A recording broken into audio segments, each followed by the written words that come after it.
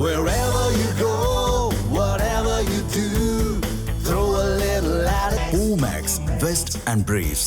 Mutual fund முதலீட்டாளர்களுக்கு நிபுணர் வழிகாட்டுதல், மேம்படுத்தப்பட்ட போர்ட்ஃபோலியோ நுண்ணறிவு மற்றும் பிரத்யேக சேவைகள் வழங்கும் ஒரு பிரீமியம் அம்சமாக புதிய குரோவ் பிரைம் திட்டத்தை குரோவ் நிறுவனம் சமீபத்தில் அறிமுகம் செய்தது.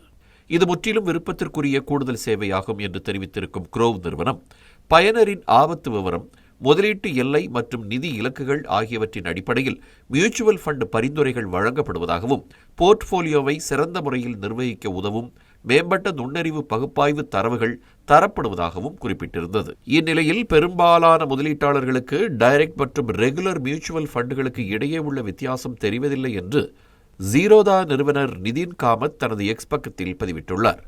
குரோவ் நிறுவனத்தின் பெயரை குறிப்பிடாமல், ஒரே ஃபண்ட் மேனேஜர் நிர்வகிக்கும் அதே போர்ட்ஃபோலியோவாக இருந்தாலும் ரெகுலர் ஃபண்டுகளை தேர்ந்தெடுப்பதன் மூலம் இடைத்தரகர்களிடம் முதலீட்டாளர்கள் அதிக கமிஷனை இழக்க நேரிடும் என்றும் கூறியிருக்கிறார். கூடுதலாக, எதிர்பாராத கட்டணங்கள் என்ற பெயரில் மறைமுகமாக வசூலிக்கப்படும் அதிக கட்டணங்கள் சத்தமே இல்லாமல் முதலீட்டாளர்களின் நீண்டகால முதலீட்டு லாபத்தை குறைத்துவிடும் என்றும் எச்சரித்திருக்கிறார்.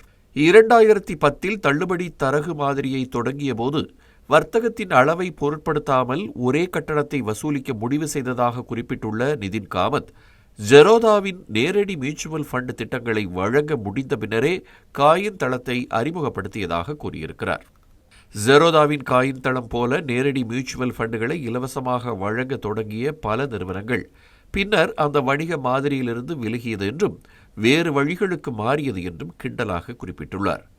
பரிவர்த்தனைகளை செயல்படுத்துவதற்கான முயற்சி ஒன்றாகவே இருக்கும்போது சதவிகித அடிப்படையிலான கட்டணங்களை வசூலிக்கும் தளங்கள் தங்களை தள்ளுபடி அல்லது குறைந்த செலவு கொண்டவை என்று கூறிக்கொள்ள முடியாது என்றும் நிதின் காமத் கூறியிருக்கிறார்.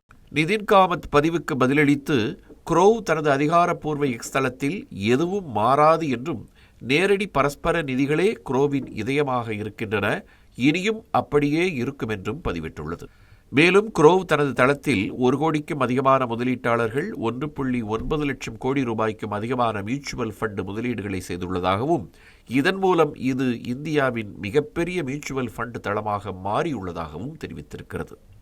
மேலும் சுயமாக முதலீடு செய்யும் முதலீட்டாளர்கள் நேரடி மியூச்சுவல் ஃபண்டுகளை எந்தவித கட்டணமும் இன்றியும் எந்தவித கமிஷனும் இன்றியும் தொடர்ந்து பெறுவார்கள் என்று குறிப்பிட்டிருக்கும் குரோவ் நிறுவனம், நேரடி மியூச்சுவல் ஃபண்டுகளை தாங்கள் கைவிட்டு விட்டதாக கூறப்படும் எந்த ஒரு கருத்தும் முற்றிலும் தவறானது என்றும் தெளிவுபடுத்தியிருக்கிறது.